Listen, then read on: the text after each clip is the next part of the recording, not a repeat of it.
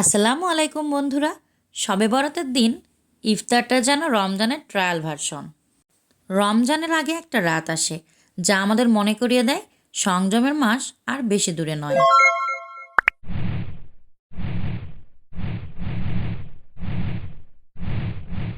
তো কেমন আছেন আপনারা সবাই? আশা করছি ভালো আছেন। আল্লাহর অশেষ রহমতে আমিও ভালো আছি, আলহামদুলিল্লাহ। রমজান যখন দরজায় কড়া নাড়ে, তার ঠিক আগেই আসে এক পবিত্র রাত, শবে বরাত। এই রাত যেন আমাদের রোজার প্রস্তুতির প্রথম ধাপ, আমাদের হৃদয়ে রোজার অনুভূতি জাগিয়ে তোলে। আর এ উপলক্ষেই আজ আমরা বাড়িতে সবাই রোজা, আমার ছোট ছেলেটি বাদ দিয়ে। আমি, আমার হাজব্যান্ড এবং আমার বড় ছেলে।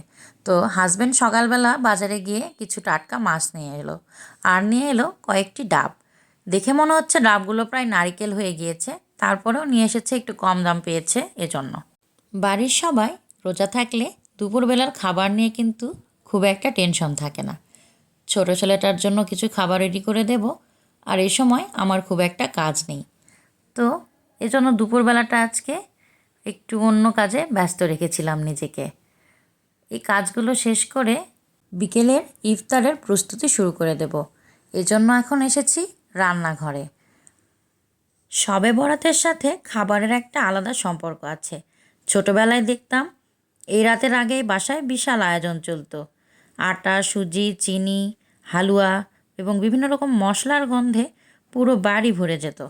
আমাদের দাদি নানিরা বলতেন, এই রাতে ভালো খাবার খাওয়া আর প্রতিবেশীদের সঙ্গে শেয়ার করা একটা বড় আমল। এই জন্য এই মানসিকতার বাইরে কিন্তু আমরা বেরোতে পারি না। চাইলেও কিছু না কিছু রান্না করি। আর শবে বরাত মানে মাংস, রুটি, এটা তো হতেই হবে। এটা যেন ছোটোবেলা থেকে খেয়ে এত অভ্যেস হয়ে গিয়েছে, না খেলে যেন মনে হয় কিছু একটা খাই নাই। হালুয়া না খেলে যেন মনে হয় কোনো দিন মিষ্টিই খাই নাই। তো যাই হোক, আজ শবে বরাতের পরের দিন, মানে যেদিন আমরা সবাই রোজা রেখেছি সেই দিন। তো বাচ্চারা যেহেতু আছে, রোজা রেখেছে, তো খাবার তো কিছু বানিয়ে দিতেই হবে।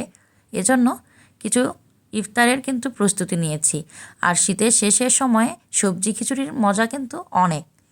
আর খিচুড়ি দিয়ে ভাজা পোড়া খেতে কিন্তু খুব ভালো লাগে। তো যাই হোক, এজন্য বাচ্চাদের জন্য কিছু বেগুনি, মিষ্টি কুমড়ো দিয়ে মিষ্টি কুমড়ানি, আর সাথে রেখেছি ডালের বড়া। আর যেহেতু সকালবেলা টাটকা মাছ নিয়ে এসেছিল, মাছ দিয়ে কিন্তু মাছটাও রান্না করে নিয়েছি সুন্দর করে ঝোল করে। আর সাথে করেছি ছোলা, আর করেছি টাটকা মাছের মাথা, ঠোঁট, চলসা, এসব দিয়ে বেগুন এবং মূলো দিয়ে একটি স্পেশাল চচ্চড়ি। এই চচ্চড়ি দিয়ে সাদা ভাত খেতে কিন্তু খুবই ভালো লাগে। আর এই ছোলাগুলো আমার বড় ছেলের খুবই পছন্দের।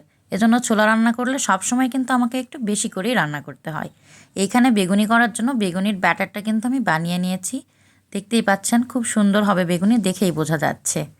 তো এরপর যেহেতু ইফতারের টাইম হয়ে গিয়েছিল, আর আপনাদের সঙ্গে ভিডিও শেয়ার করতে পারবো না, কারণ আমি ফুটেজ নিতে পারি নাই, সবাই তাড়াহুড়াই ছিল, এই জন্য আর কি। খাওয়া দাওয়া শেষ করে নামাজ পড়ে আমরা কিন্তু রেস্ট নিচ্ছিলাম।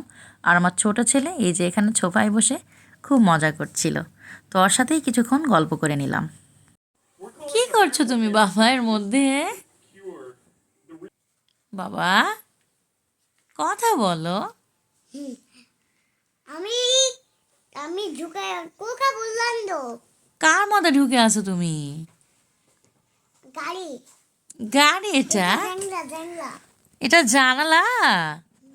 তোমার ভালো লাগছে এটা খেলতে? হ্যাঁ, আমি জিতলে আসিল কার ভিতরে? গাড়ি। গাড়ি না ভাই, আর কম্পিউটার এটা। না না, গাড়ির মধ্যে ঢুকে আসিল। শবে বরাত মানেই শুধু ইবাদত নয়, বরং রোজার প্রথম ফিলিংস পাওয়ার অনুভূতি।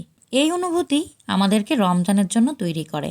শবে বরাতের এই বরকতময় রোজাগুলোই আমাদের রমজানের অনুভূতি আরও গভীর করে তোলে।